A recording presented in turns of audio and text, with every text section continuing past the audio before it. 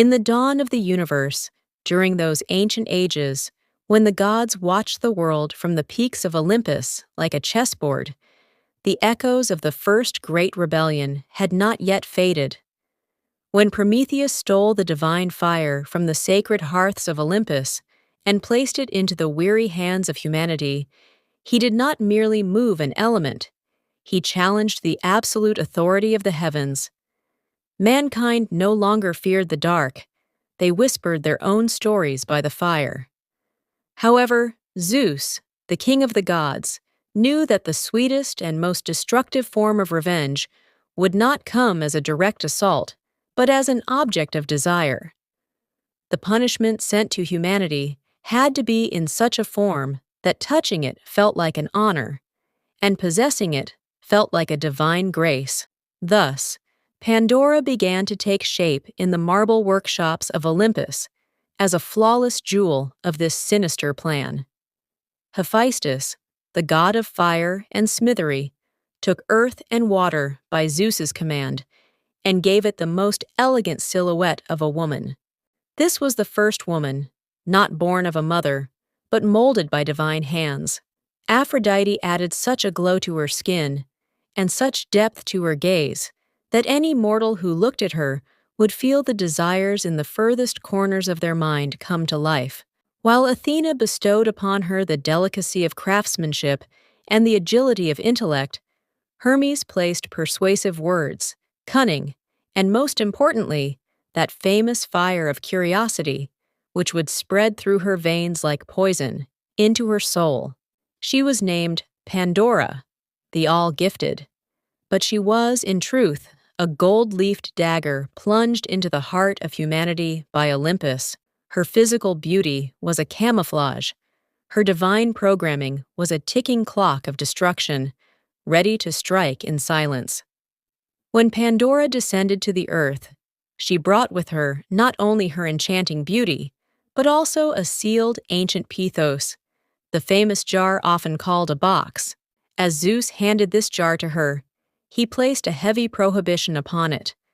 No matter what happens, never open this lid to see what lies within. This command was, in fact, a testament to the gods' absolute mastery over human psychology. For to forbid something to a human is the surest way to turn it into an obsession, despite all the warnings of Prometheus, his brother Epimetheus, whose name means afterthought, and who could only perceive the gravity of events after they had concluded, lost all reason in the face of Pandora's pure beauty. His brother's warning to accept no gift from the gods turned into a pile of ash scattered by the wind with a single smile from Pandora. She was now among mortals, and the mysterious jar she brought with her had begun to beat like a heart in the darkest corner of the house. As the days passed, the Hermes-signed curiosity in Pandora's mind evolved into a passion, and from there, into an obsession. Each motif on the engraved lid seemed to speak to her in a secret language. Faint whispers emanating from the jar pierced the silence of the room, pulling Pandora from her bed in sleepless nights to the head of that sealed lid. Zeus's prohibition was becoming more meaningless with every passing second. The reality hidden inside the jar was becoming the sole purpose of life for Pandora. When that moment finally arrived, the universe seemed to hold its breath. Pandora's slender fingers touched the seal. The seal broke with a crack, and the lid swung open. In that instant, the silence of millennia gave way to a roar that tore through the heavens. What emerged from the jar was not a simple cloud of dust. They were monsters not made of flesh and bone, which humanity had never known until that day. Diseases drifted like shadows, spreading through cities. Old age began to draw its first lines upon human faces. Envy slithered into hearts like a serpent, and sorrow seeped into the hearths of homes like smoke. Hunger, war, hatred, and betrayal. Every evil that the gods had imprisoned in the jar regained its freedom one by one and began to defile the innocent world. Although Pandora tried to close the lid in terror, she was too late, having initiated the absolute reign of pain and destruction on Earth with her own hands. Humanity had now awakened from its pure and painless dream, falling into the ice-cold arms of reality. In the final split second that Pandora managed to close the jar, one single thing remained trapped inside. While all other monsters lunged out to rule the world, Hope, Olympus, stayed at the very bottom, huddled in a corner, glowing like a faint light. This was the greatest question mark in this most sinister game of the gods.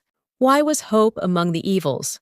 According to some wise storytellers, Hope was actually the greatest evil of all, for it was the most treacherous illusion that prolonged the agonies man was destined to suffer, making him dream empty dreams.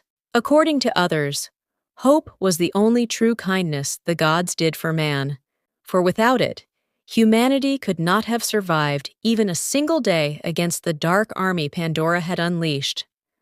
Hope, by remaining sealed at the bottom of the jar, became the final fortress to be turned to when all else was lost. From a cinematic perspective, Pandora is not just a victim, but the agent of humanity's growing pains. She is a figure who pays the price of curiosity, but chooses a consciousness kneaded with pain instead of a static and soulless peace. That moment she opened the jar is the moment the painful birth of civilization began. From that day on, humans were no longer just living creatures. They learned to lose, to yearn, and to fall ill. But most importantly, they learned to construct tomorrow with that tiny light of hope left in their hands amidst all this ruin. Pandora's act is an irreversible disaster, but it is also the great rupture that turns human tragedy into the source of art and struggle.